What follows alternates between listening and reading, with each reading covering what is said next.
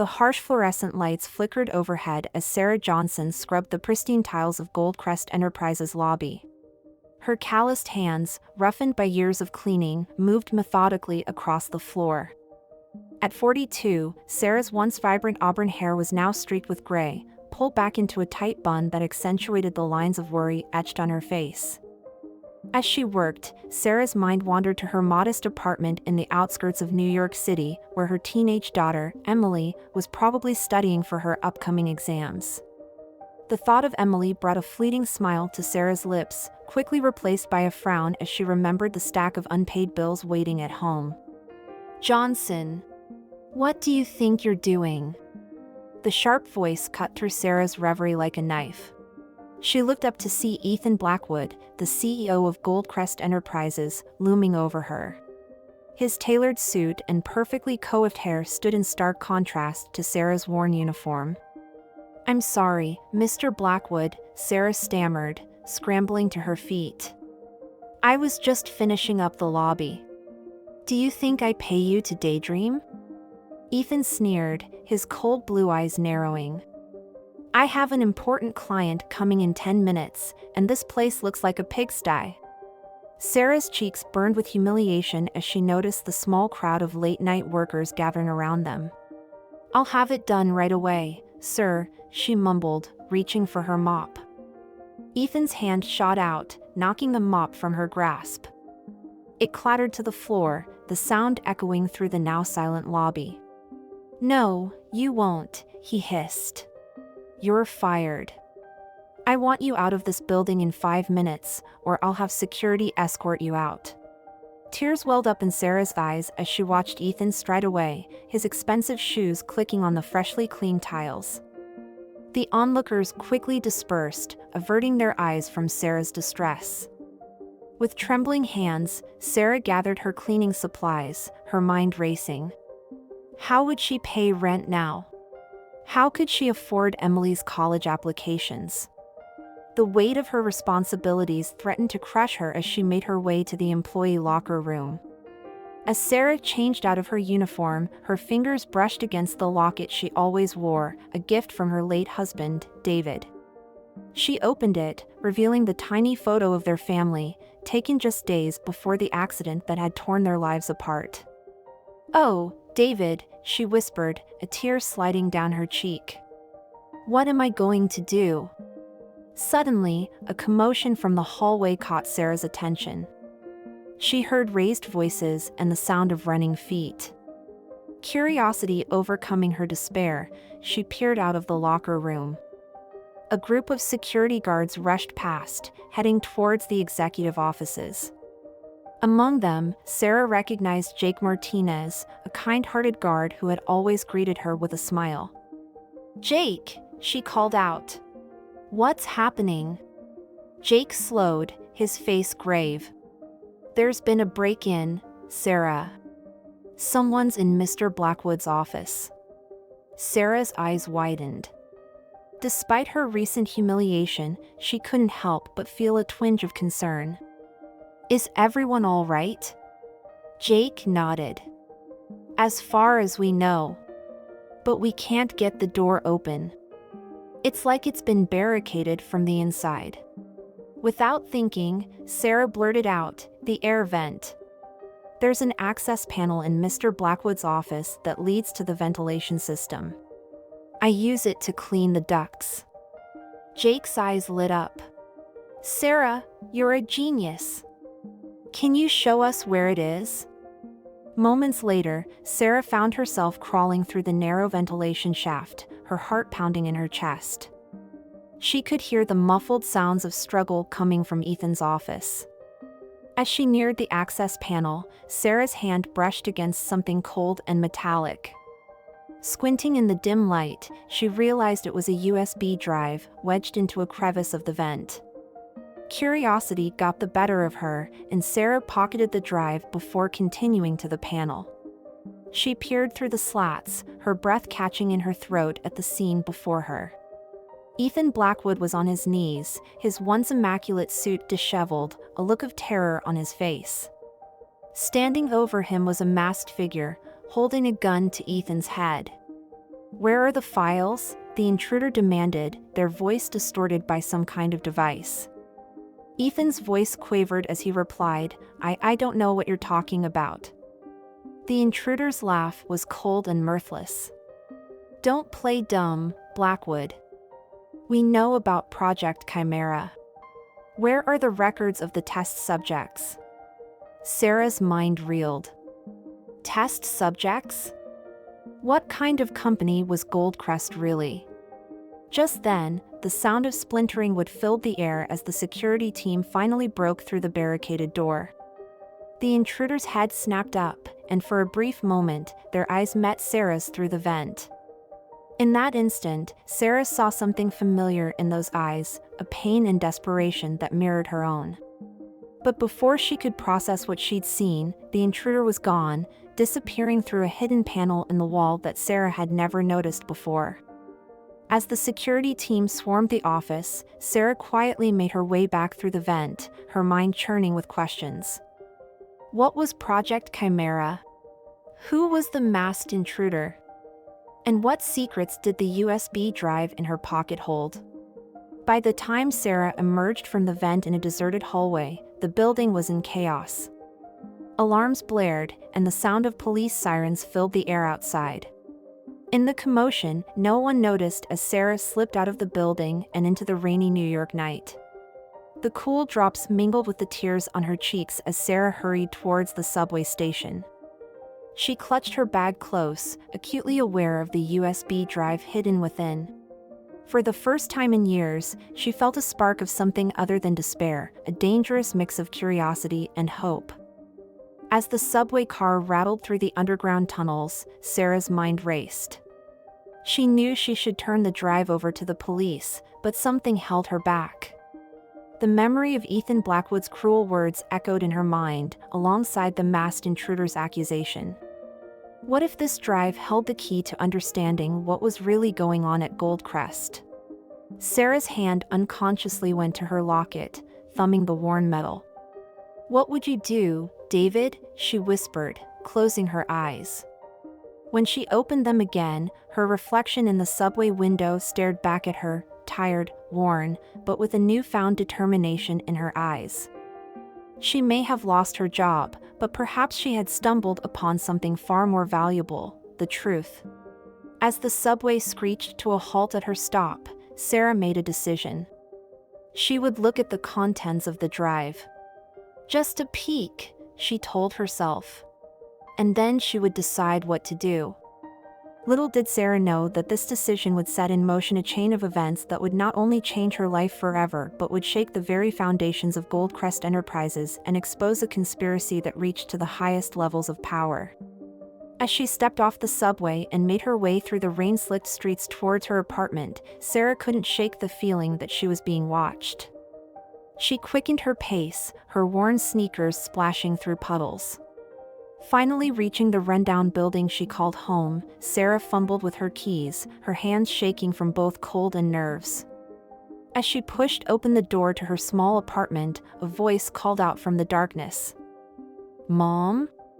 Is that you?" Sarah flicked on the lights to see Emily sitting at their tiny kitchen table, surrounded by textbooks and notes. The sight of her daughter's concerned face brought a lump to Sarah's throat. "Hey, sweetie," Sarah managed, forcing a smile. "What are you still doing up?" Emily's brow furrowed. "I was waiting for you." "Mom, what happened?" "You're soaking wet, and you look different." Sarah sank into a chair, the events of the night crashing over her like a wave. She looked at her daughter, so young, so full of potential, and made another decision. She couldn't drag Emily into whatever she had stumbled upon. I lost my job," Sarah said softly, deciding to share at least part of the truth. Emily's eyes widened. "What? Why? You're the hardest worker I know." Sarah shook her head, fighting back tears. "It doesn't matter now. What matters is that we're going to be okay. I promise." As Emily hugged her tightly, Sarah's resolve strengthened. She would protect her daughter, no matter what. And to do that, she needed to find out what was on that USB drive. Later that night, after Emily had finally gone to bed, Sarah sat at the kitchen table, staring at her ancient laptop. The USB drive felt heavy in her hand as she debated whether to plug it in. "Just a quick look," she murmured to herself, inserting the drive with trembling fingers. As the files loaded, Sarah's eyes grew wide. Spreadsheets, documents, and photos filled the screen, all bearing the header Project Chimera. Her breath caught as she began to read, horror and disbelief washing over her. Human experimentation. Genetic modification. A list of names, test subjects, the file called them. And at the bottom of the list, a name that made Sarah's blood run cold, David Johnson. Her dead husband's name stared back at her from the screen, accusing, demanding answers. Sarah's mind reeled as the pieces began to fall into place. The accident that had claimed David's life 5 years ago, had it really been an accident? Or was it connected to this Project Chimera? As the first light of dawn began to creep through the grimy windows, Sarah made her third decision of the night. She would not rest until she uncovered the truth about Project Chimera, about what had really happened to David, and about the dark secrets lurking within the gleaming walls of Goldcrest Enterprises. Little did she know that her quest for answers would lead her down a dangerous path, one that would test her courage, her morality, and her very definition of humanity. For in the world of Project Chimera, nothing was as it seemed, and the line between man and monster was blurred beyond recognition. As Sarah closed her laptop, her gaze fell on a framed photo of her family, herself, David, and a young Emily, all smiling without a care in the world. Her jaw set with determination as she whispered a solemn vow. "I'll find out what happened to you, David. And I'll make them pay for what they've done." Little did Sarah know that her journey was just beginning, and that the humble cleaner was about to become the unlikely hero in a story that would shake the very foundations of society. The morning sun streamed through the cracked blinds of Sarah's tiny apartment, casting long shadows across her weary face. She hadn't slept a wink, her mind racing with the implications of what she discovered on the mysterious USB drive. The name of her late husband, David, listed as a test subject in Project Chimera, haunted her thoughts. Sarah's fingers hovered over her cell phone, tempted to call the police and turn over the damning evidence. But something held her back, a gnawing fear that the conspiracy might reach further than she could imagine. Who could she trust? A soft knock at her bedroom door jolted Sarah from her reverie. "Mom?" Emily's voice called out, tinged with concern. "Are you okay? You didn't come out for breakfast." Sarah quickly hid the USB drive in her pillowcase before opening the door. Emily stood there, her backpack slung over one shoulder, brown eyes wide with worry. The sight of her daughter, so innocent, so unaware of the darkness that threatened to engulf their lives, steeled Sarah's resolve. "I'm fine, sweetheart," Sarah managed a smile, smoothing Emily's hair. "Just a bit tired. You'd better hurry, or you'll be late for school." As Emily left for school, Sarah's mind raced. She needed answers, but where to start? The name Jake Martinez flashed in her memory, the kind security guard from Goldcrest. Perhaps he could shed some light on the situation without raising suspicion. With trembling hands, Sarah dialed the number for Goldcrest Enterprises. "Hello, this is Sarah Johnson," she said, her voice steadier than she felt. "I need to speak with Jake Martinez in security, please. It's about the incident last night." Moments later, Jake's warm voice filled the line. "Sarah! I'm glad you called. Are you okay? Things got pretty crazy after you helped us last night." Sarah's heart raced. This was her chance. "Jake, I need to talk to you. It's important. Can we meet somewhere, private?" There was a pause on the other end of the line. When Jake spoke again, his voice was low and serious. "Sarah, what's going on? Did you see something last night?" "Please, Jake," Sarah pleaded. "I can't explain over the phone. Can you meet me at Central Park in an hour? By the Bethesda fountain?" Another pause. "All right, Sarah. I'll be there. But be careful, okay? Something's not right around here." As Sarah made her way to Central Park, she couldn't shake the feeling of being watched. Every passing car, every stranger on the street seemed suspicious. The USB drive felt like it was burning a hole in her pocket. Jake was already waiting when Sarah arrived at the fountain, his usually cheerful face etched with concern. "Sarah," he said, embracing her like an old friend. "What's going on? You look like you've seen a ghost." Sarah took a deep breath, her eyes darting around to ensure they weren't being overheard. "Jake, what do you know about Project Chimera?" The color drained from Jake's face. He grabbed Sarah's arm, pulling her to a more secluded area of the park. "Where did you hear that name?" he hissed, his eyes wide with fear. Sarah's heart pounded in her chest as she recounted the events of the previous night, the break-in, the confrontation she'd witnessed, and the USB drive she'd found. With each word, Jake's expression grew more grave. "Sarah," he said, his voice barely above a whisper, "you have no idea what you've stumbled into. Project Chimera, it's not just some corporate secret. It's monstrous." Jake ran a hand through his hair, glancing nervously over his shoulder before continuing. "I've only heard whispers, but they say Goldcrest has been experimenting on people. Trying to create some kind of superhuman. But the tests, they say most subjects don't survive."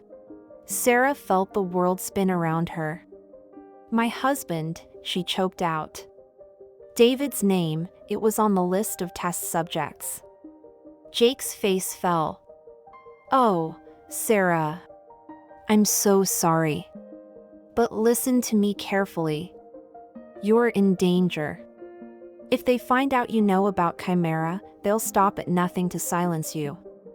As if on cue, Sarah noticed two men in dark suits entering the park, their eyes scanning the crowd. Jake saw them too, his body tensing. "We need to go. Now." Jake led Sarah through a maze of paths, expertly evading their pursuers. As they ran, he spoke in hushed, urgent tones. "There's a group, a resistance of sorts. People who've been trying to expose Goldcrest and shut down Project Chimera. I can put you in touch with them, but Sarah, are you sure you want to get involved? This is dangerous." "What about Emily?" The thought of her daughter sent a chill down Sarah's spine. But the memory of David and all the other nameless victims of Project Chimera steeled her resolve. "I have to do this, Jake. For David. For all of them." Jake nodded grimly. "All right. There's a woman you need to meet. Her name is Dr. Amelia Reeves. She used to work for Goldcrest on Project Chimera. But when she found out what they were really doing, she tried to blow the whistle. They discredited her, destroyed her career. Now she's leading the fight against them." As they reached the edge of the park, Jake scribbled an address on a scrap of paper. "Go here tonight at 8 p.m. Tell them Jake sent you. And Sarah, be careful. Trust no one." With a final, worried glance, Jake disappeared into the crowd, leaving Sarah alone with the weight of her newfound knowledge. That evening, after ensuring Emily was safely at a friend's house for a study session, Sarah made her way to the address Jake had given her.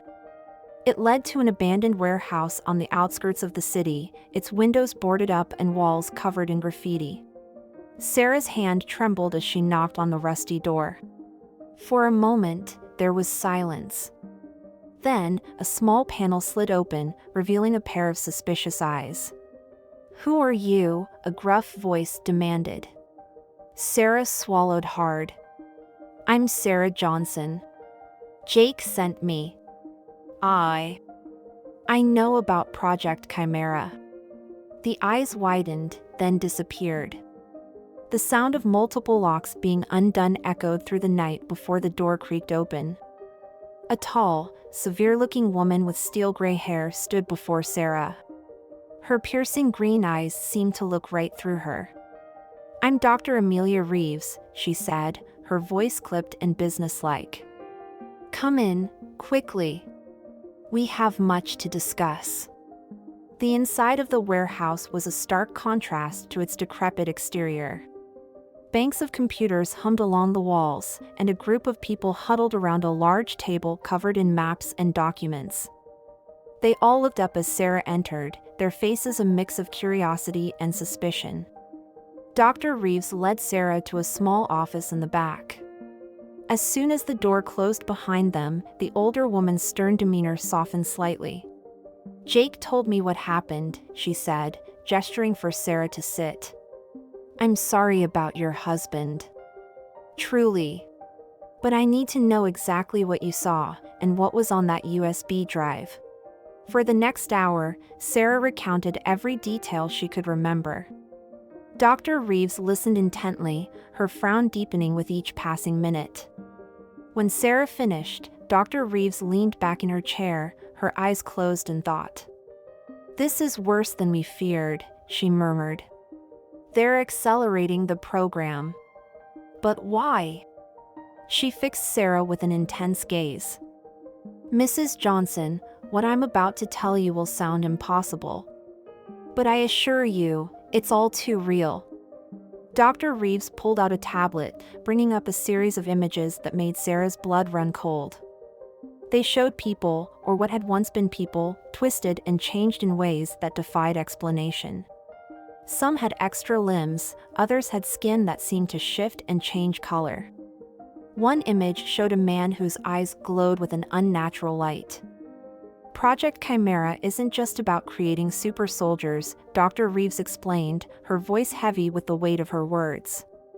They're trying to fundamentally alter human DNA, to create a new species that they can control. A species that could replace humanity itself. Sarah felt the room spin around her. But why? Who would do such a thing? Dr. Reeves' laugh was bitter and hollow. Who else? The powerful. The elite. Those who think they have the right to play God. She leaned forward, her eyes boring into Sarah's. Ethan Blackwood is just a pawn. The real power behind Project Chimera goes all the way to the top: government officials, multinational corporations, even religious leaders. They believe they're ensuring the survival of the human race by creating a superior version. But in reality, they're orchestrating the greatest genocide in history.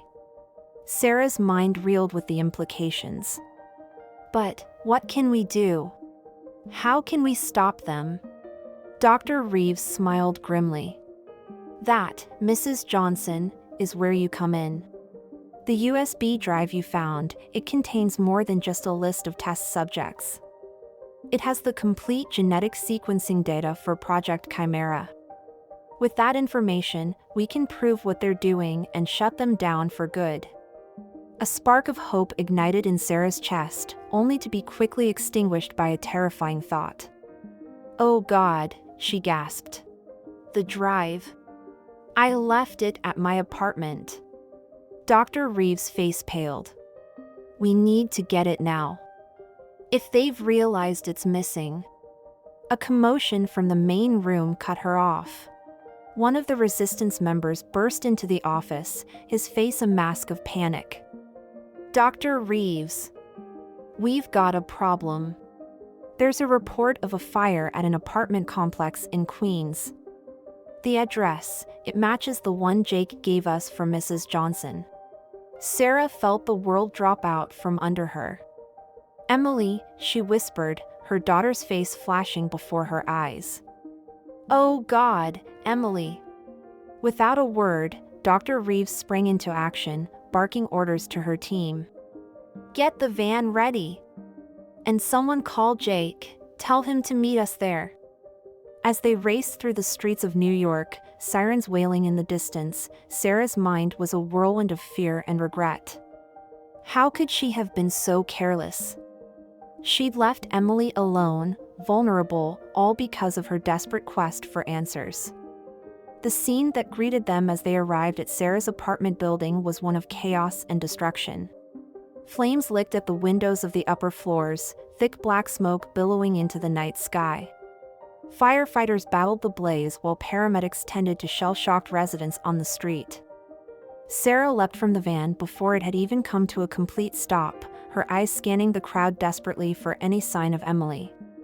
"Emily!" she screamed, pushing past onlookers. "Emily!"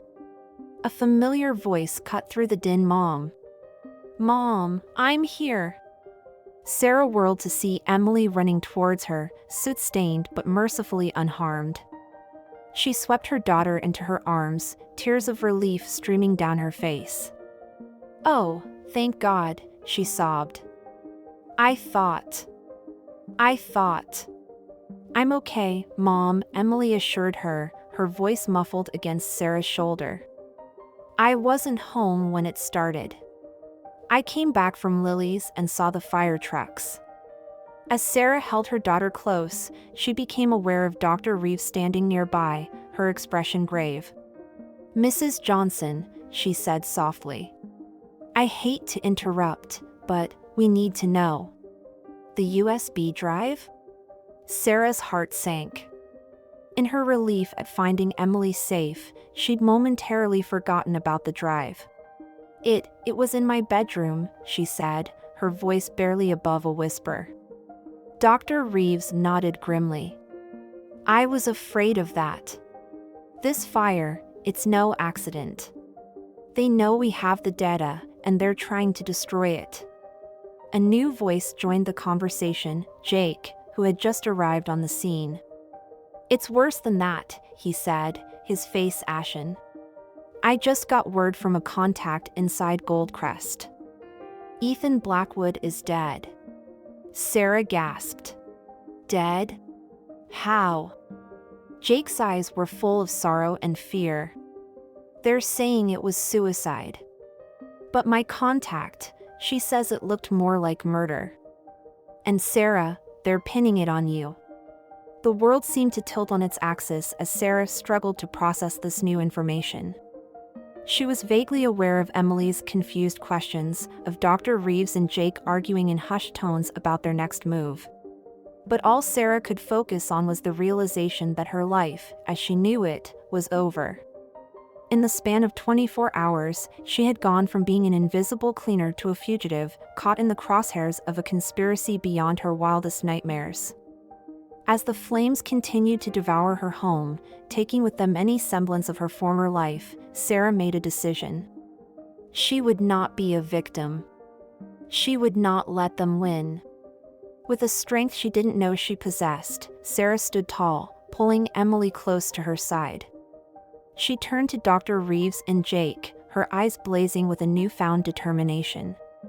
"What do we do now?" she asked, her voice steady and resolute. Dr. Reeves exchanged a look with Jake before answering. "Now, Mrs. Johnson, we fight back. But I warn you, once we start down this path, there's no turning back. Are you sure you're ready for what comes next?" Sarah thought of David, of all the nameless victims of Project Chimera, of the future they threatened to create. She thought of Emily, and the world she wanted her daughter to inherit. With a deep breath, Sarah nodded. "I'm ready. Whatever it takes, we're going to expose the truth and shut down Project Chimera. For David. For Emily. For all of us." As sirens wailed and the night sky glowed orange with the dying embers of her old life, Sarah Johnson, once a humble cleaner, now stood at the precipice of a battle that would determine the very fate of humanity. Little did she know that her greatest challenges, and her most shocking discoveries, still lay ahead. For in the world of Project Chimera, The line between human and monster was about to be irrevocably blurred, and Sarah would find herself questioning everything she thought she knew about life, death, and what it truly means to be human.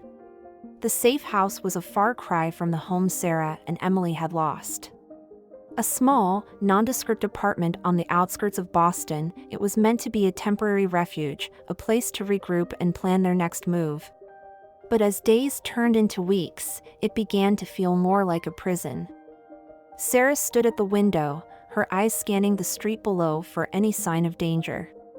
In the reflection of the glass, she could see Emily curled up on the worn sofa, her nose buried in a book. The sight of her daughter, trying so hard to maintain a sense of normalcy, broke Sarah's heart. "Mom?" Emily's voice pulled Sarah from her thoughts. "When can we go home?" Sarah turned, forcing a smile. "Soon, sweetheart. I promise. We just need to be patient a little longer." The lie tasted bitter on her tongue. The truth was, Sarah had no idea when, or if, they would ever be able to return to their old lives. The frame-up job pinning Ethan Blackwood's murder on her had been thorough. Her face had been plastered across every news channel, painted as a disgruntled ex-employee turned violent. The irony wasn't lost on Sarah, she had gone from invisible to infamous overnight. A soft knock at the door made them both jump. Sarah's hand instinctively went to the gun Dr. Reeves had insisted she carry. "Emily, go to the bedroom," she whispered. "Lock the door and don't come out until I tell you it's safe." With trembling hands, Sarah approached the door, peering through the peephole. She let out a sigh of relief when she saw Jake's familiar face. She quickly unchained the door and let him in. "Any news?" she asked, hope and fear warring in her voice. Jake's expression was grim. "Nothing good, I'm afraid. Goldcrest is stepping up their game. They've got some of the best private security firms on their payroll now. And..." He hesitated, his eyes flickering to the closed bedroom door. "There's something else. Something big." Sarah's heart sank. "What is it, Jake?" He pulled out a tablet, bringing up a series of confidential documents. "Remember how Dr. Reeves said Project Chimera was about creating a new species? Well, it looks like they're further along than we thought. Way further." The images on the screen made Sarah's blood run cold. They showed what appeared to be human-animal hybrids, people with scales, fur, enhanced musculature. But it was the last image that truly horrified her. A man, or what had once been a man, with glowing eyes and skin that seemed to shift and change color like a chameleon. "Oh my God," Sarah whispered. "What have they done?" Jake's voice was heavy with dread. "They're calling them chimeras. Humans genetically spliced with animal DNA.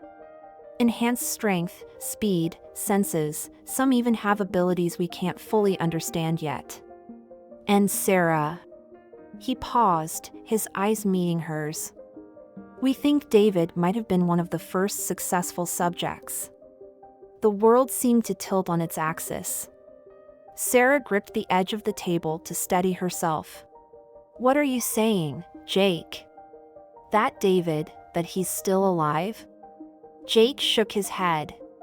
"We don't know for sure. But there are records of a subject matching his description being moved to a secret facility just days after his supposed death. If he is alive, Sarah, he might not be the man you remember." A maelstrom of emotions whirled through Sarah: hope, fear, confusion, anger. The possibility that David might be alive, that he might have been subjected to these monstrous experiments, was almost too much to bear. "We have to find him," she said, her voice barely above a whisper. "If there's even a chance." Jake nodded. "Dr. Reeves thought you might say that. She's been working on a plan. But Sarah, you need to understand, this is going to be dangerous.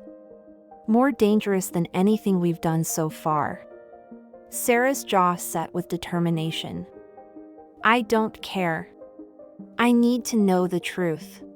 For Emily's sake as much as my own. As if summoned by the mention of her name, Emily's voice called out from the bedroom. Mom?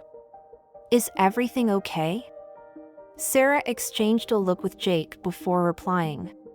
Everything's fine, sweetie. You can come out now. Emily emerged from the bedroom, her eyes widening as she saw Jake. What's going on? Did you find out something about Dad? The innocent question hung in the air, heavy with implication. Sarah realized with a pang that she couldn't keep Emily in the dark any longer.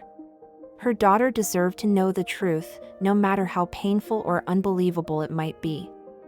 Emily, Sarah said, patting the seat next to her. There's something we need to talk about.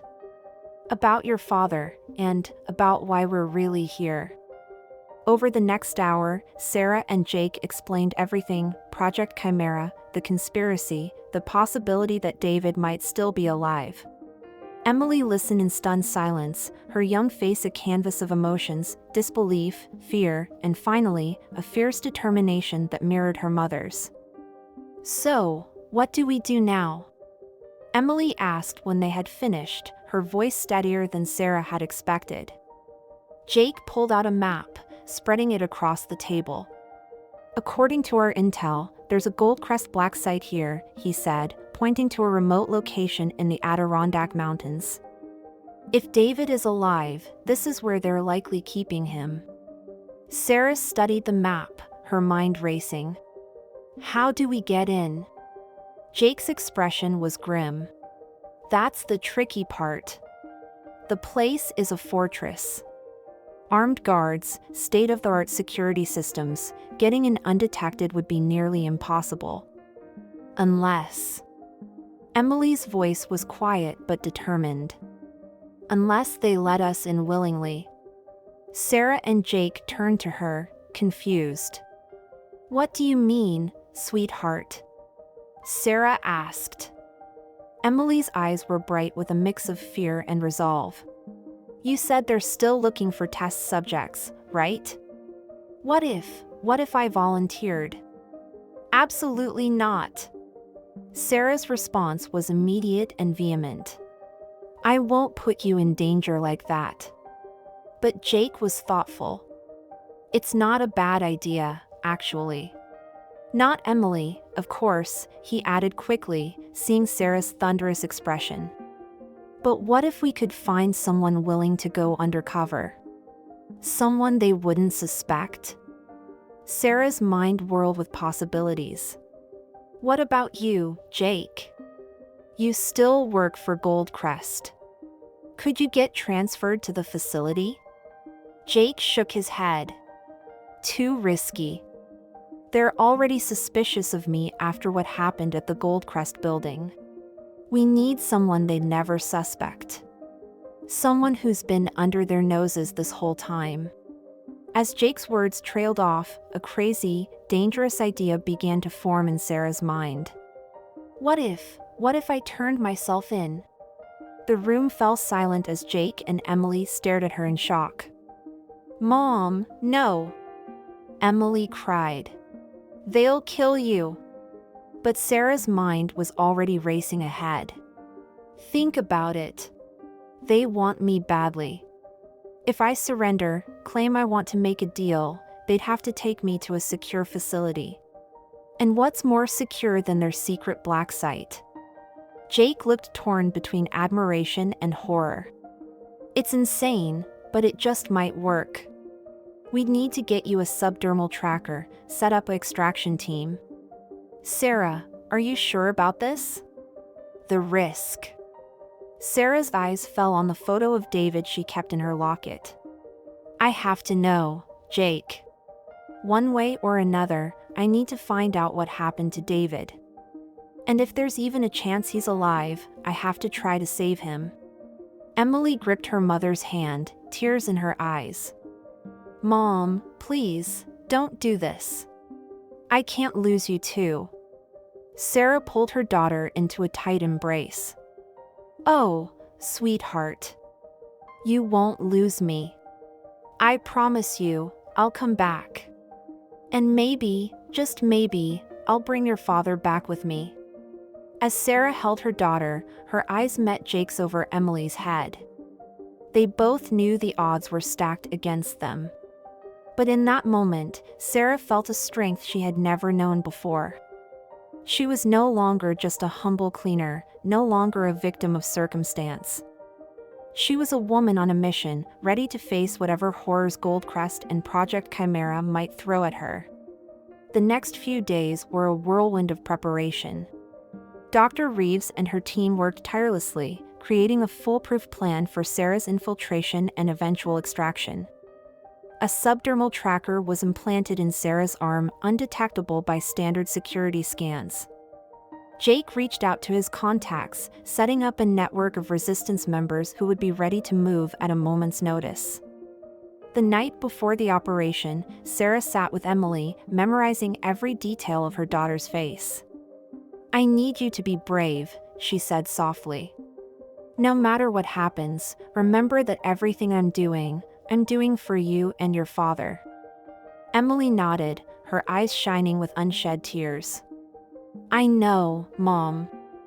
I'm proud of you." As Sarah held her daughter close, she allowed herself a moment of doubt. Was she doing the right thing? Was she risking everything on a fool's hope? But then she thought of David, of the possibility that he might still be alive, trapped in some nightmarish experiment. She thought of all the other victims of Project Chimera, of the future Goldcrest sought to create. And she knew, with unshakable certainty, that this was a fight she had to see through to the end. The next morning dawned bright and clear, a stark contrast to the darkness of their mission. Sarah stood before a mirror, hardly recognizing the woman who stared back at her.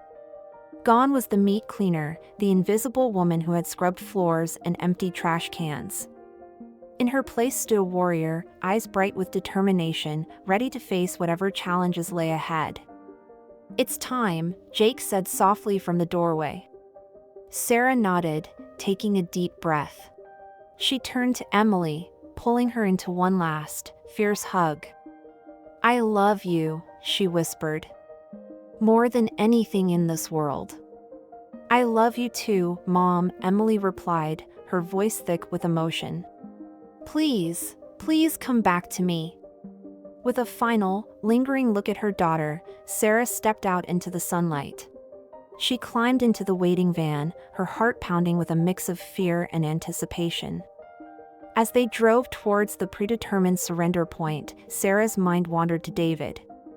Was he really alive? And if he was, what had they done to him? Would he even recognize her? Would she recognize him?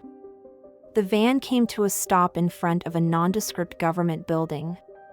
Sarah took a deep breath, steeling herself for what was to come. "Remember," Jake said, gripping her hand. "No matter what happens in there, we've got your back. The resistance won't rest until we get you out." Sarah nodded, squeezing his hand in return. "Thank you, Jake. For everything." With that, she stepped out of the van and walked towards the building's entrance. Each step felt like lead, but Sarah forced herself to keep moving. As she approached the front desk, she saw the receptionist's eyes widen in recognition. "My name is Sarah Johnson," she said, her voice steady despite the fear coursing through her veins. "I believe you've been looking for me." Within moments, the lobby was swarming with security personnel. As they handcuffed her and led her away, Sarah caught a glimpse of her reflection in a polished surface. The woman looking back at her was no longer a victim, no longer a pawn in someone else's game. She was a fighter, a protector, a force to be reckoned with. And as the doors closed behind her, sealing her fate, Sarah Johnson made a silent vow. She would uncover the truth about Project Chimera. She would find David, if he was indeed alive. And no matter the cost, she would put an end to Goldcrest's monstrous experiments once and for all. Little did Sarah know that her journey into the heart of Project Chimera would test her in ways she could never have imagined. For within the walls of Goldcrest's secret facility, the line between human and monster was about to be irrevocably blurred, and Sarah would soon find herself face to face with horrors beyond her wildest nightmares. As the van carrying her sped away from the city, Sarah closed her eyes, sending out a silent prayer to whatever forces might be listening. "Give me strength," she whispered. "For David. For Emily. For all of us." The road ahead was dark and fraught with danger, but Sarah Johnson was ready to face it head-on. For in the crucible of Project Chimera, the humble cleaner was about to be transformed into something far more powerful, a beacon of hope in a world teetering on the brink of unimaginable change. The rhythmic hum of the transport vehicle's engine was the only sound that broke the tense silence. Sarah sat, wrists bound, surrounded by heavily armed guards. Their faces were impassive, but their eyes betrayed a mix of curiosity and wariness. They knew who she was, or rather, who they thought she was. The humble cleaner turned fugitive, the woman who had allegedly murdered Ethan Blackwood. As the hours passed and the urban landscape gave way to dense forest, Sarah's mind raced. Had she made a terrible mistake? Was she walking into a trap from which there would be no escape? The weight of the subdermal tracker in her arm offered little comfort. Even if Dr. Reeves and the Resistance could locate her, would they be able to extract her from whatever fortress Goldcrest had built? The vehicle came to an abrupt stop, jolting Sarah from her thoughts. Through the tinted windows, she could make out the silhouette of a massive structure, its architecture a blend of brittlest concrete and sleek modern design. High walls topped with razor wire surrounded the compound, and armed guards patrolled the perimeter. "Welcome to your new home, Mrs. Johnson," one of the guards sneered as they roughly pulled her from the vehicle. Sarah stumbled, her legs stiff from the long journey. As she regained her balance, she caught her first clear glimpse of the facility. It was unlike anything she had ever seen, a sprawling complex that seemed to grow out of the mountainside itself. The Goldcrest logo, a stylized golden bird, was emblazoned on the main building, a cruel reminder of the corporation's reach and power. As they led her through a series of security checkpoints, each more stringent than the last, Sarah forced herself to memorize every detail. The layout of the corridors, the faces of the personnel, the security measures, all of it could be crucial for her escape, or for the Resistance's eventual assault on the facility. Finally, they arrived at what appeared to be a processing center. A stern-faced woman in a lab coat approached, flanked by two burly guards. "Sarah Johnson," she said, her voice clinical and detached. "I'm Dr. Eliza Harmon, lead researcher for Project Chimera. I must say, we've been very eager to meet you." Sarah met the woman's gaze, fighting to keep her expression neutral. "I'm sure you have," she replied, her voice steadier than she felt. "I hear you have quite the operation here." Dr. Harmon's lips curled into a cold smile. "Oh, Mrs. Johnson, you have no idea. But you will. Soon enough, you'll understand everything." With a nod to the guards, Dr. Harmon turned on her heel. "Process her and bring her to observation room 3. I think it's time Mrs. Johnson had a family reunion." Sarah's heart leapt into her throat. Family reunion? Could it be possible? Was David really here? The next hour was a blur of invasive medical examinations, DNA samples, and psychological evaluations. Sarah endured it all in silence, her mind focused on the possibility of seeing David again. When they finally led her to observation room 3, her nerves were stretched to the breaking point. The room was small and sterile, dominated by a large one-way mirror. Dr. Harmon stood waiting, her expression unreadable. "Are you ready, Mrs. Johnson?" she asked, her finger hovering over a control panel. Before Sarah could respond, the glass of the mirror began to change, becoming transparent. And there, on the other side, stood a man. A man with David's face. Sarah's breath caught in her throat. "David," she whispered, pressing her hand against the glass. But as she looked closer, her hope turned to horror. The man, the thing, that wore David's face was not entirely human. His skin rippled and shifted, taking on different textures and colors. His eyes glowed with an unnatural light, and when he moved, it was with an inhuman grace and speed. "What have you done to him?" Sarah demanded, whirling to face Dr. Harmon. The scientist's smile was triumphant. "We've improved him, Mrs. Johnson. Your husband was one of our first successful Chimera subjects. He's stronger, faster, more adaptable than any human could ever be. He's the future of our species." Sarah turned back to the glass, fighting back tears. "David," she called out. "David, it's me. It's Sarah. Do you remember me?" The creature that had once been her husband tilted its head, studying her with those eerie, glowing eyes. For a moment, Sarah thought she saw a flicker of recognition. But then it was gone, replaced by an animalistic hunger that sent chills down her spine. "I'm afraid David Johnson no longer exists," Dr. Harmon said, her voice dripping with false sympathy. "What you see before you is Subject Alpha, the pinnacle of human evolution." Sarah's mind reeled. This couldn't be happening. This couldn't be real. And yet, the evidence was right before her eyes. Her David, her loving husband and Emily's devoted father, had been twisted into something inhuman. Why? Sarah choked out. "Why are you doing this?" Dr. Harmon's expression hardened. "Because humanity is weak, Mrs. Johnson. Fragile.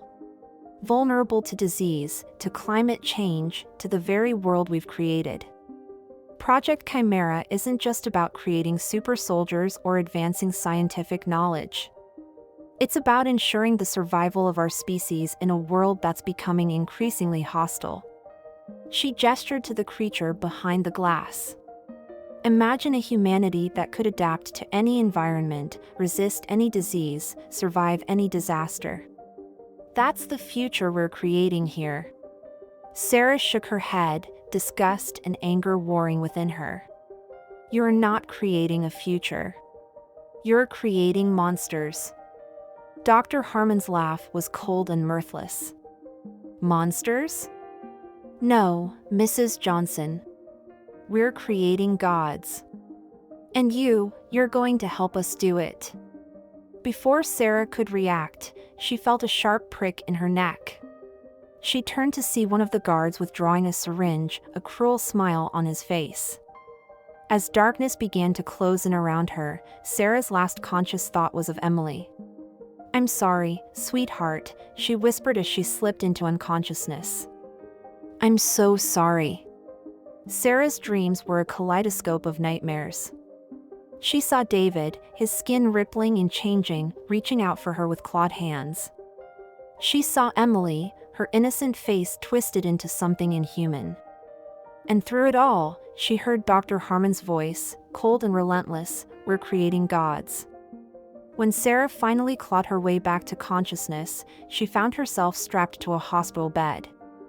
The room around her was a sterile white, filled with beeping machines and ominous-looking medical equipment.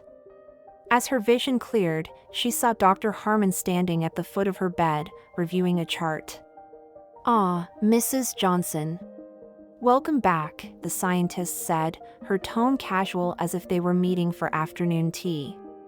"I hope you're feeling well-rested. We have a lot of work to do." Sarah struggled against her restraints, panic rising in her chest. "What are you going to do to me?" Dr. Harmon's smile was chilling. "We're going to make you better, Sarah. Just like we did with David. You should be honored, you're about to become part of something truly revolutionary." As Dr. Harmon spoke, a team of lab-coated technicians entered the room, wheeling in trays of equipment. Sarah's eyes widened in horror as she saw vials of strange, iridescent liquids and instruments that looked more suited for torture than medical treatment.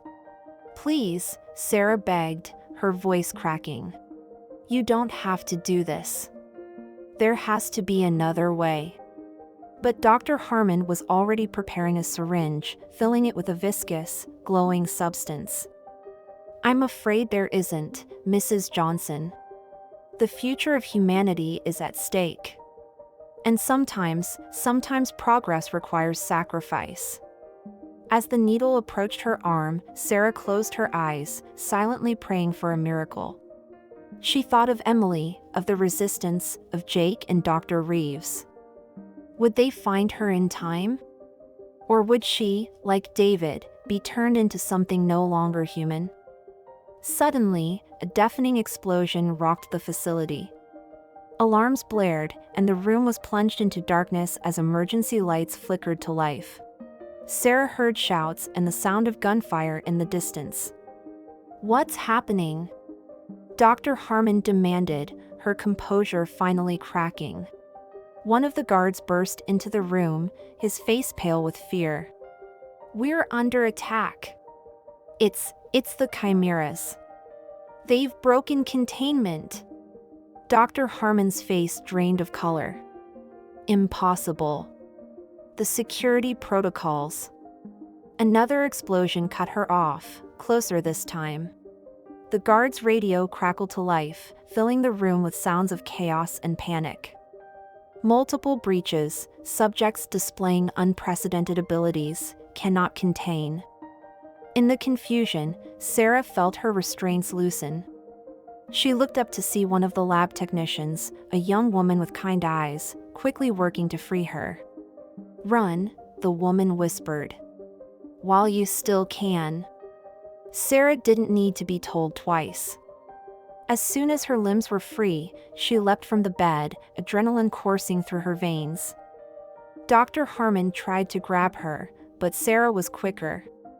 She dodged the scientist's grasp and bolted for the door. The hallways beyond were a scene of utter chaos. Alarms blared, emergency lights flashed, and the air was thick with smoke. Sarah ran, her bare feet slapping against the cold floor, her heart pounding in her ears. She had no idea where she was going, but she knew she had to get as far away from Dr. Harmon and her twisted experiments as possible. As she rounded a corner, Sarah came face to face with one of the escaped chimeras. It was a grotesque fusion of human and animal, bulging muscles, scaled skin, and eyes that glowed with an unnatural intelligence. For a moment, they stared at each other, predator and prey. Then, to Sarah's shock, the creature spoke. Its voice was a guttural growl, but the words were clear: "You, not like them. You, help us?" Sarah's mind raced. Could it be possible? Were the chimeras not the mindless monsters Goldcrest had intended, but sentient beings capable of understanding their situation? She thought of David, of the flicker of recognition she'd seen in his eyes. Maybe, just maybe, there was still hope. "Yes," Sarah said, her voice steadier than she felt. "I'll help you. But we need to get out of here first." The chimera nodded, then gestured for her to follow. As they made their way through the facility, Sarah saw more of the escaped subjects. Some were like her guide, clearly non-human but still recognizable. Others were more like David, able to shift and change their appearance at will. And some were beyond description, nightmarish fusions of human and animal that defied the laws of nature. They encountered pockets of resistance, guards and security personnel trying desperately to regain control. But against the raw power and unnatural abilities of the chimeras, they stood little chance. Sarah watched in a mix of awe and horror as her unlikely allies tore through Goldcrest's defenses. As they neared what appeared to be a main exit, Sarah heard a familiar voice calling her name. She turned to see Jake, dressed in tactical gear and wielding a high-tech rifle. "Sarah," he shouted. "Thank God you're alive." Sarah ran to him, relief washing over her. Jake! How did you? No time to explain, he cut her off, eyeing the chimeras warily. We need to get you out of here now. The whole place is about to blow. But Sarah hesitated, looking back at the chimeras who had helped her. We can't just leave them, she said. They're victims in all this, just like David. Jake's expression was pained. Sarah, I know you want to help, but we can't save everyone. We have to go. Now. As if to emphasize his point, another explosion rocked the facility, closer this time. The walls around them began to crack, dust and debris raining down. Sarah's mind raced. She couldn't abandon these beings to die, not after they had helped her. But she also couldn't forget her promise to Emily, her vow to return home. In that moment of indecision, she heard a voice she thought she'd never hear again. Sarah. She turned, her heart leaping into her throat. There, amidst the chaos and destruction, stood David. His form was shifting, rippling between his human appearance and something else, something not quite of this world. But his eyes were the same ones she had fallen in love with all those years ago. David, she whispered, hardly daring to believe it. He nodded, a sad smile on his ever-changing face. Go, he said, his voice a mix of the man he had been and the creature he had become. Live. For Emily. For both of us. Tears streamed down Sarah's face as she realized the truth. The David she had known was gone, transformed into something she could never fully understand. But somewhere, deep inside, a part of him remained. A part that still loved her, still wanted to protect her and their daughter. I love you, she choked out. I'll always love you. David nodded, his form stabilizing for a moment into the man she remembered. And I love you. Now go. We'll hold them off. With a final, agonizing look at her lost love, Sarah turned and ran with Jake towards freedom. Behind them, David and the other chimeras formed a living barrier, holding back the Goldcrest forces that sought to recapture them. As they burst out of the facility into the cool night air, Sarah heard a final, massive explosion. The ground shook beneath their feet, and a plume of fire and smoke erupted from the heart of the compound. Sarah turned, her heart breaking as she watched the place that had taken everything from her crumble into ruin. Come on, Jake urged, pulling her towards a waiting helicopter. We need to get you home to Emily. As the helicopter lifted off, Sarah looked down at the burning remains of the Goldcrest facility. Somewhere in that inferno was David, or what was left of him. And with him, the monstrous legacy of Project Chimera. But even as grief threatened to overwhelm her, Sarah felt a spark of hope. She had survived. She had uncovered the truth. And now, she had a story to tell, a story that would shake the foundations of Goldcrest and expose their crimes to the world. As the helicopter sped away into the night, Sarah closed her eyes, exhaustion finally overtaking her. Her last conscious thought was of Emily, waiting for her at home. She had kept her promise. She was coming home. But little did Sarah know, her journey was far from over. For in the ashes of the Goldcrest facility, something stirred. Something that would soon force Sarah to confront the true legacy of Project Chimera and make a decision that would alter the course of human history forever. The humble cleaner who had once been invisible to the world was now at the center of a storm that would reshape humanity's future. And as Sarah Johnson flew home to her daughter, the first light of a new dawn began to break on the horizon, a dawn that would reveal a world forever changed by the secrets she had uncovered. The soft beeping of medical equipment filled the air as Sarah slowly regained consciousness. Her eyes fluttered open, taking in unfamiliar surroundings, a sterile room with white walls and the unmistakable smell of disinfectant. For a heart-stopping moment, she feared she was back in the Goldcrest facility. But then a familiar voice cut through her panic. Mom? Mom, are you awake? Sarah turned her head to see Emily sitting by her bedside, eyes red-rimmed from crying but shining with relief. Emily, Sarah whispered, her voice hoarse. You're here. You're safe. Emily leaned forward, grasping her mother's hand. I'm fine, Mom. It's you we've been worried about. You've been unconscious for 3 days. As the fog of sleep lifted, memories came flooding back, the Goldcrest facility, the escaped chimeras, David's transformed face. Sarah tried to sit up, wincing at the pain that shot through her body. Easy there, came Jake's voice from the doorway. He entered the room, followed by Dr. Reeves. You've been through quite an ordeal, Sarah. You need to rest. But Sarah shook her head, fighting against the weakness in her limbs. No time for rest. We have to tell the world what Goldcrest has done. The chimeras, Project Chimera, all of it. Dr. Reeves stepped forward, her face grave. I'm afraid it's not that simple, Sarah. A lot has happened while you were unconscious. She picked up a remote and turned on the television mounted on the wall. The screen flickered to life, showing a news broadcast. Sarah's breath caught in her throat as she saw footage of the burning Goldcrest facility. In what authorities are calling a tragic industrial accident, the news anchor was saying. Goldcrest Enterprises maintains that the explosion was caused by a gas leak, denying allegations of unethical experimentation. They're covering it up, Sarah whispered in disbelief. After everything that happened, they're still lying. Jake nodded grimly. It gets worse. Look. The broadcast changed, showing a familiar face that made Sarah's blood run cold. It was Dr. Eliza Harmon, looking polished and composed as she addressed a sea of reporters.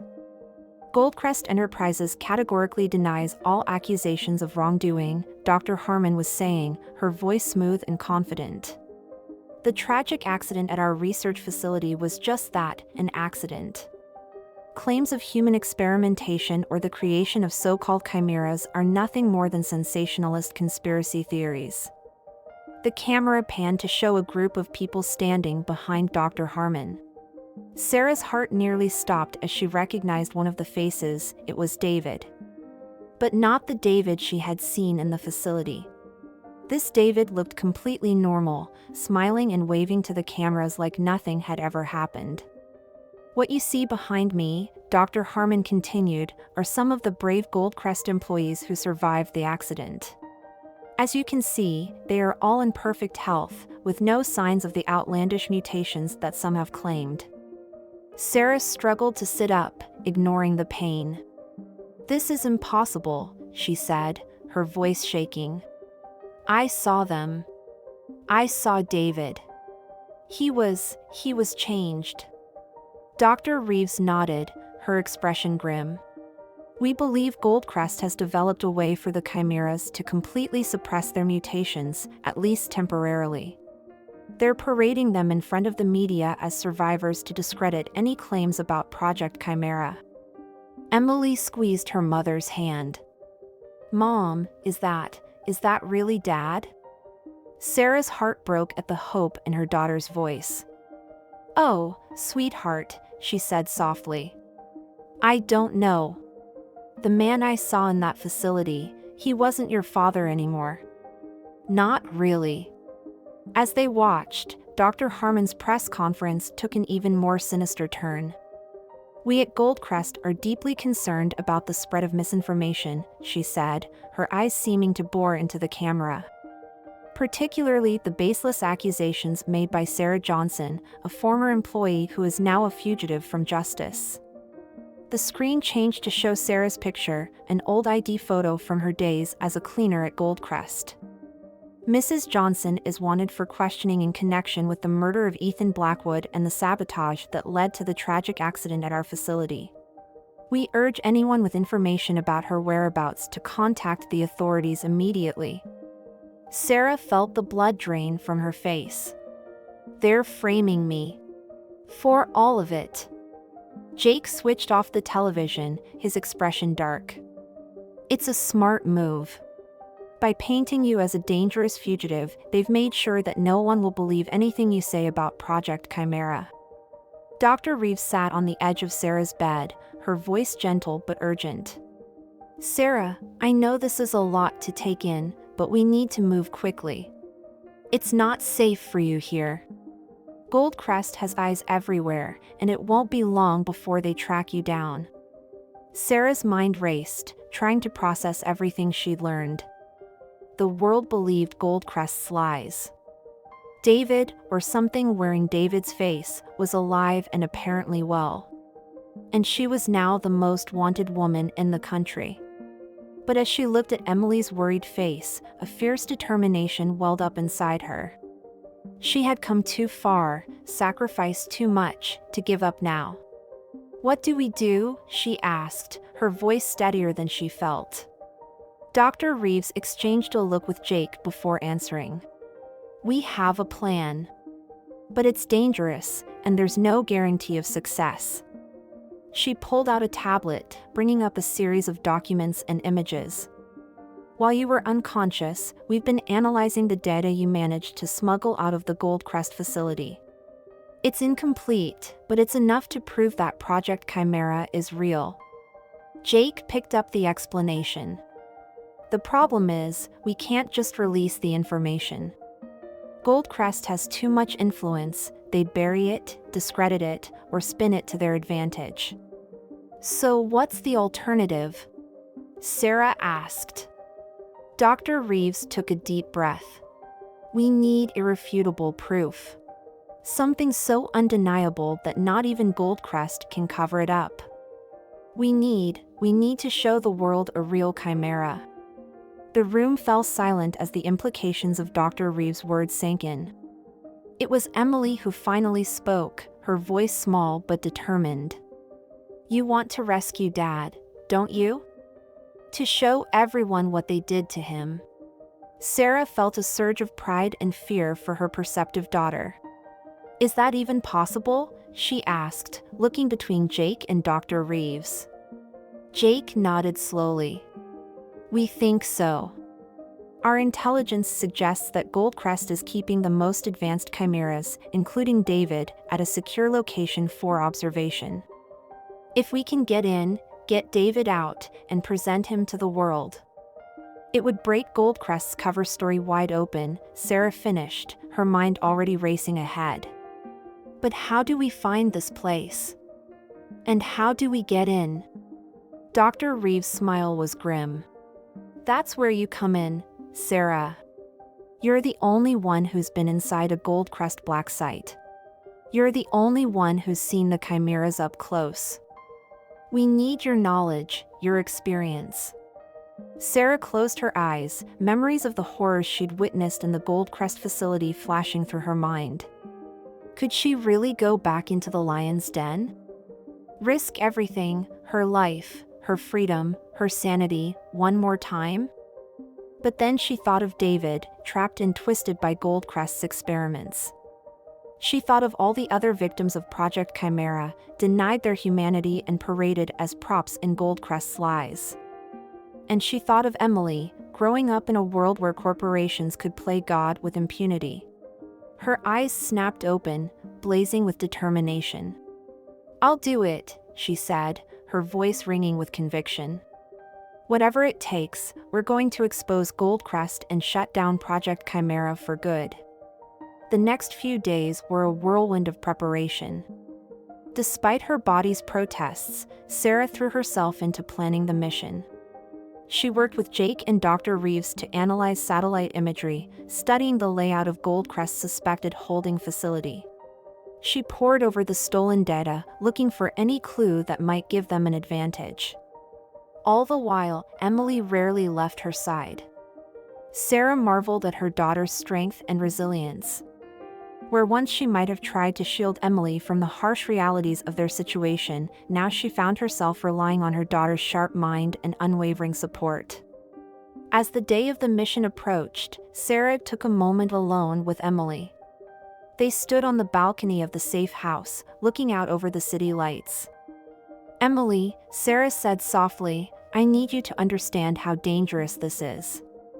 If something happens to me, don't, Emily cut her off, her voice fierce.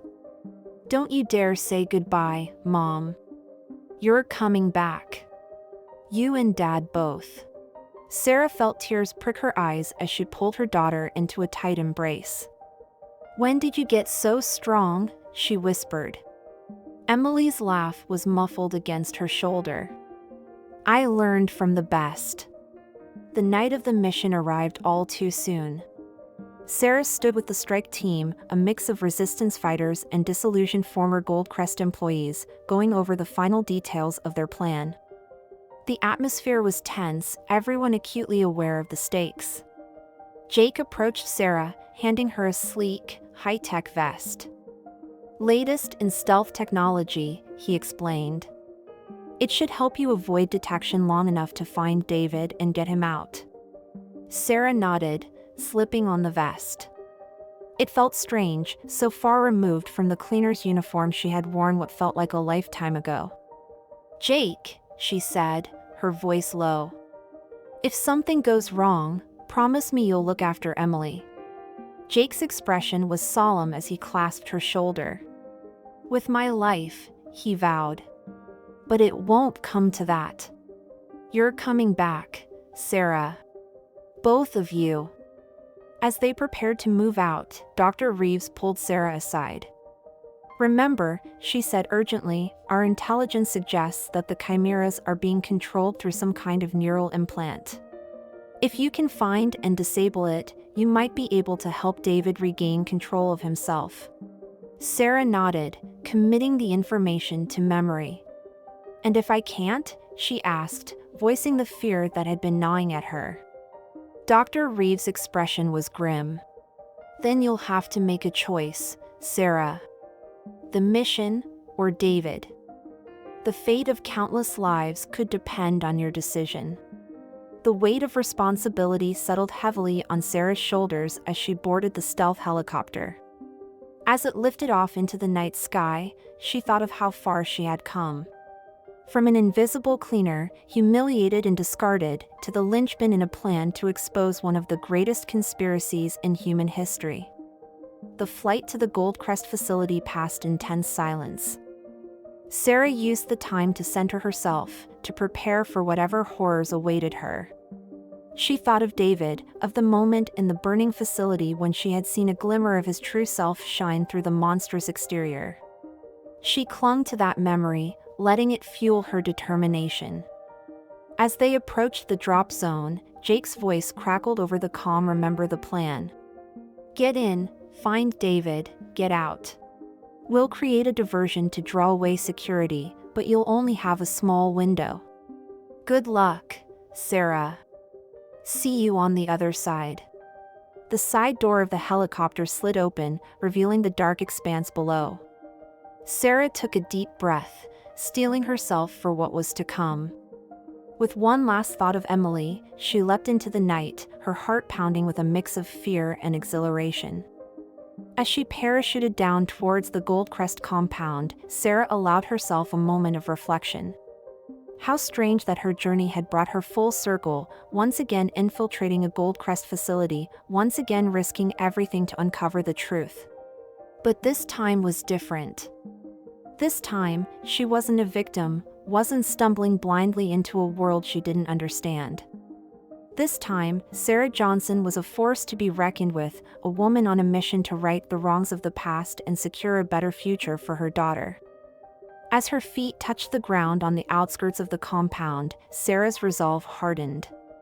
Whatever challenges lay ahead, whatever difficult choices she might have to make, she was ready. The humble cleaner who had once been invisible to the world was about to make herself impossible to ignore. With a deep breath, Sarah activated her stealth gear and moved towards the facility. It was time to finish what had started that fateful night when she had stumbled upon the USB drive in Ethan Blackwood's office. It was time to expose the truth about Project Chimera, no matter the cost. As she slipped past the first layer of security, Sarah's mind was focused on one goal: find David. Save him if possible. But above all, ensure that the world would finally know the truth about Goldcrest's monstrous experiments. Little did Sarah know that within the walls of the facility, forces were already in motion that would test her resolve to its very limits. For in the heart of Project Chimera, a new horror was stirring, one that would force Sarah to confront the true meaning of humanity and make a decision that would alter the course of history forever. The final act of Sarah Johnson's incredible journey was about to begin, and the world would never be the same. The heart of the Goldcrest facility pulsed with an eerie, otherworldly energy. Sarah moved through the shadows, her stealth gear allowing her to slip past guards and security cameras undetected. Every step brought her deeper into the labyrinth of Project Chimera, closer to the truth she sought, and to David. As she navigated the maze-like corridors, Sarah's mind raced. The facility was unlike anything she had seen before, a blend of cutting-edge technology and nightmarish biological experimentation. Tubes filled with glowing liquids lined the walls, and strange, pulsating organisms grew in sealed chambers. The air itself seemed alive, charged with the potential of unnatural evolution. Rounding a corner, Sarah froze. Before her stretched a vast chamber, its center dominated by a massive, tree-like structure. But this was no ordinary tree.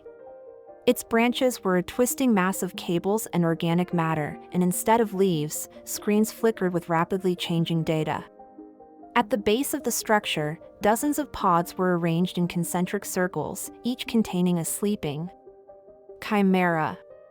Sarah's breath caught in her throat as she recognized some of the faces.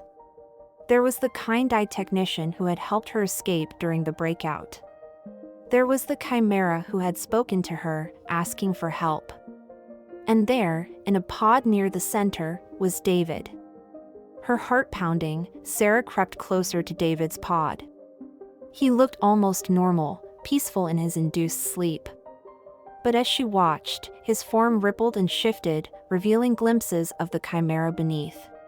"Oh, David," Sarah whispered, placing a hand on the cold surface of the pod. "What have they done to you?" "We've given him perfection," came a voice from behind her. Sarah whirled, coming face to face with Dr. Eliza Harmon. The scientist's eyes glittered with a fanatical light as she stepped out of the shadows, flanked by two guards. "Mrs. Johnson," Dr. Harmon said, her tone almost conversational. "I must admit, I'm impressed. Not many could have made it this far." Sarah's mind raced, searching for a way out. But she was trapped, cornered between the pods and Dr. Harmon's armed escorts. "Why?" Sarah demanded, playing for time.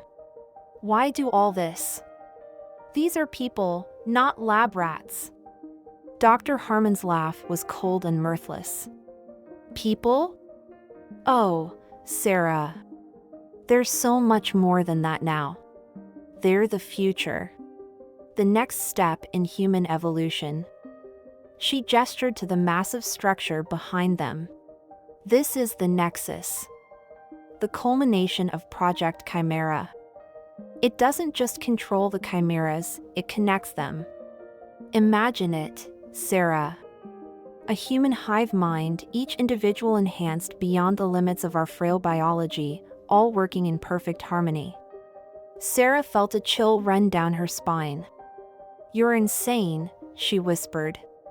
"Insane?" Dr. Harmon's eyes flashed. "I'm trying to save our species.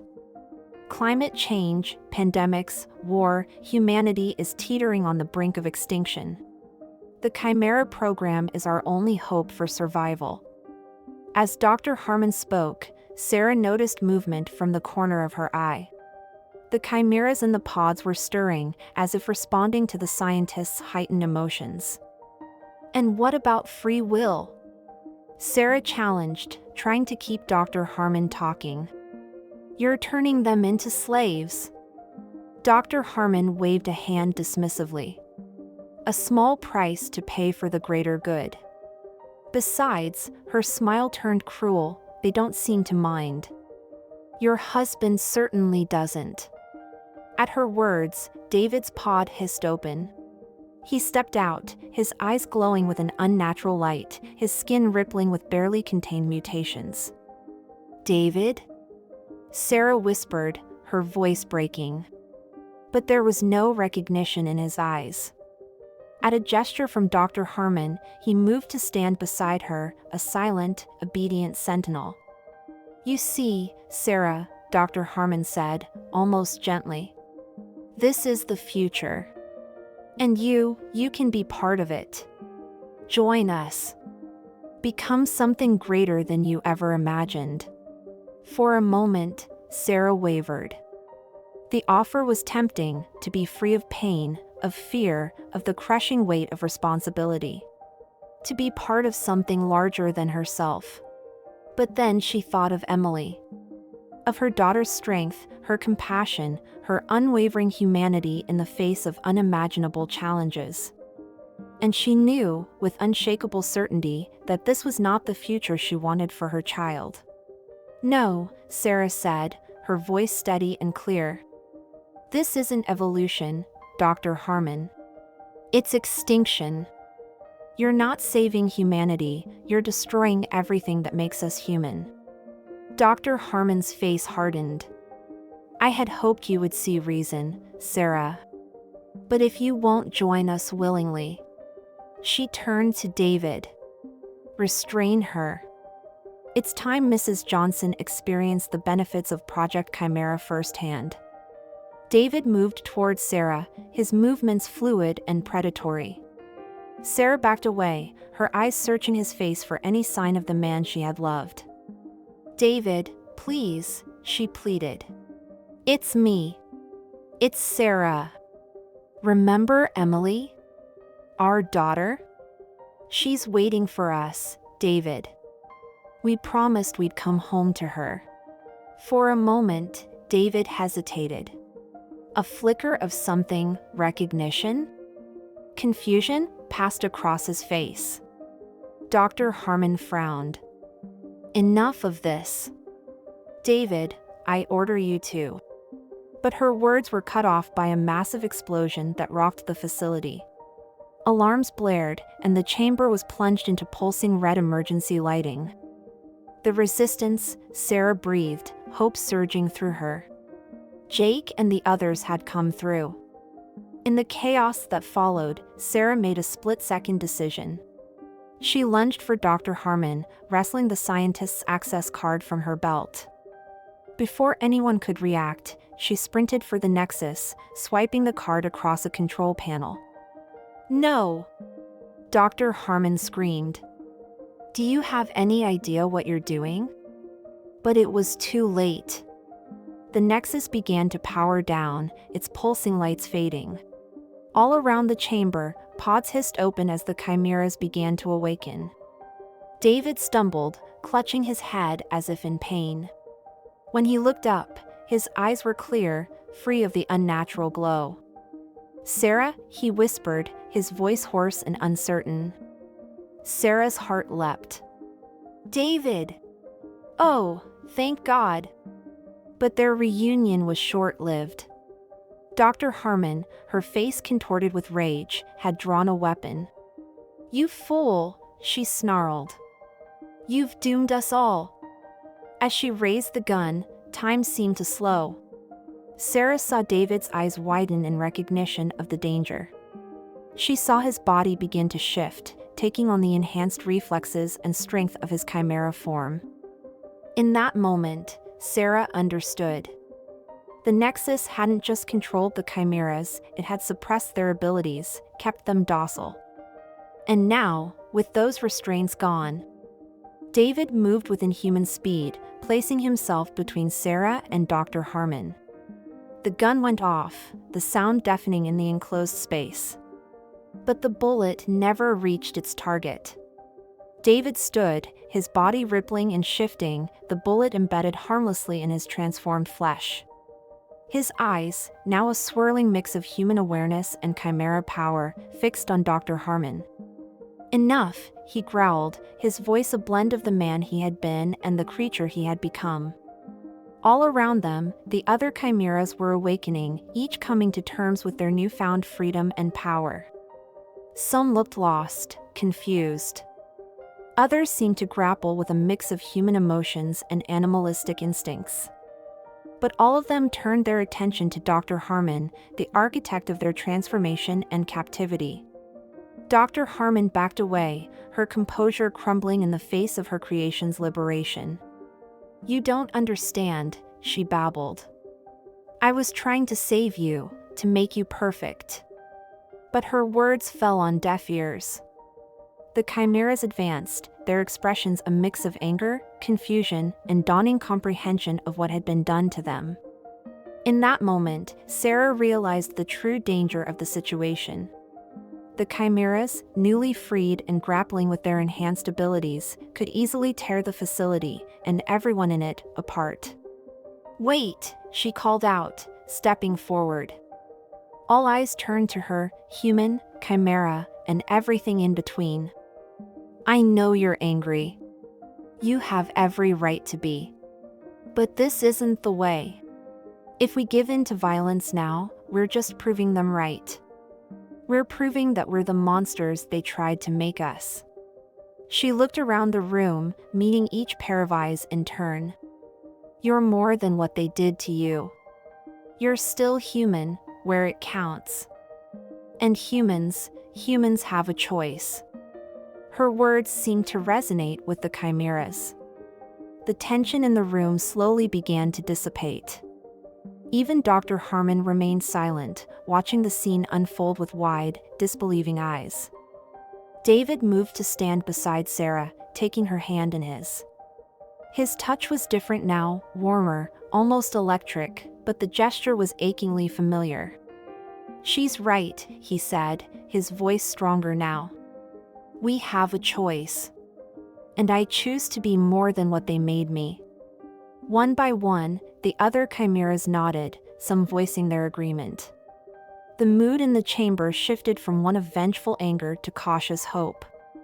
Just then, Jake burst into the room, leading a team of resistance fighters. He skidded to a halt, taking in the bizarre scene before him. "Sarah? Are you okay? What's going on?"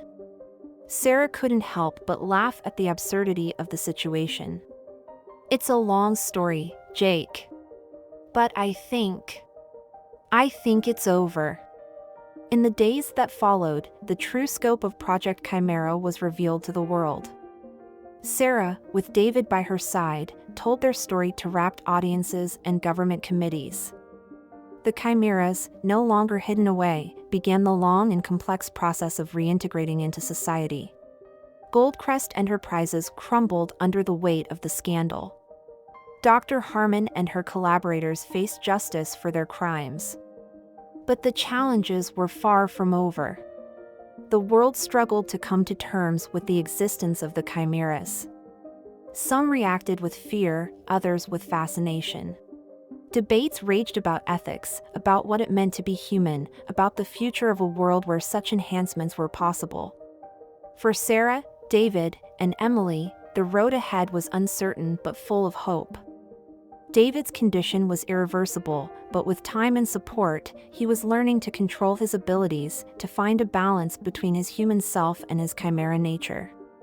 Emily, showing wisdom beyond her years, became a fierce advocate for chimera rights and education. She worked tirelessly to help the world understand that the chimeras were not monsters to be feared, but people who had been victims of unimaginable circumstances. And Sarah? The humble cleaner who had stumbled upon a world-shaking conspiracy found herself at the center of a new movement. She became a symbol of courage and compassion, a bridge between humans and chimeras. One evening, as Sarah stood on the balcony of their new home, watching the sun set over a world forever changed, David joined her. He wrapped an arm around her waist, his touch still sending that familiar thrill through her. "Penny for your thoughts?" he asked, his voice a comforting rumble. Sarah leaned into him, marveling at how right it felt, despite everything that had changed. "I was just thinking, if someone had told me a year ago that this is where we'd end up, I would have thought they were crazy." David chuckled, the sound vibrating through her. Life has a way of surprising us, doesn't it? Sarah turned to face him, taking in the subtle shifts of his appearance, the iridescent sheen to his skin, the otherworldly depth in his eyes. But beneath it all, he was still David. Still the man she had fallen in love with, still the father of her child. "Are you happy?" she asked softly, voicing the fear that had nagged at her through all the chaos and change. David's smile was tender as he cupped her face in his hand. "I'm with you and Emily," he said simply. "How could I be anything but happy?" As they kissed, Sarah felt a sense of peace wash over her. The road ahead would not be easy. There would be challenges, setbacks, moments of doubt and fear. The world was changing in ways no one could have predicted, and they would have to change with it. But in that moment, with David's arms around her and the knowledge that Emily was safe and thriving, Sarah knew that they could face whatever the future held. Together. From the depths of the house came the sound of Emily's voice, calling them in for dinner. Sarah and David shared a smile, hands clasped as they went to join their daughter. The humble cleaner who had once been invisible had become a beacon of hope in a world transformed. Sarah Johnson had uncovered a shocking truth, faced unimaginable horrors, and emerged stronger for it. Her journey had taken her from the shadows of anonymity to the forefront of a new era in human history. As she sat down to dinner with her family, a family that defied definition but was bound by love stronger than any genetic enhancement, Sarah felt a profound sense of gratitude. For all the pain, all the fear, all the loss, she wouldn't change a thing. Because it had led her here, to this moment, to this love. The world outside might still be grappling with the implications of Project Chimera, but here, in this home, Sarah had found her own perfect fusion of past and future, of human and something more. And as she looked at David and Emily, their faces alight with laughter and love, Sarah knew that this right here, was the real miracle. Not the genetic enhancements or the world-changing revelations, but the simple, profound power of family, of love, of human connection. In the end, that was what made them truly human. And no experiment, no matter how advanced, could ever improve on that.